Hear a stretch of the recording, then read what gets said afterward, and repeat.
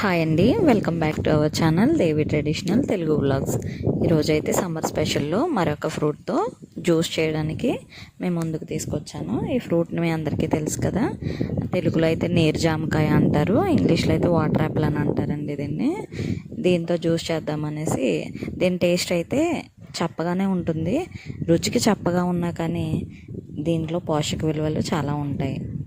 Sugar వాళ్ళకి అంటే diabetes ఉన్న వాళ్ళకి అయితే ఈ ఫ్రూట్ తినడం వల్ల ఆరోగ్యానికి చాలా మేలు చేస్తుందండి. అండ్ ఈ సమ్మర్లో మన బాడీ డీహైడ్రేట్ అవ్వకుండా ఉంటుంది.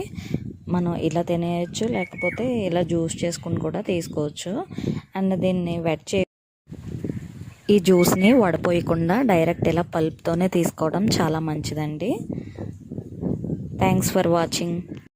Please like, share and subscribe my channel.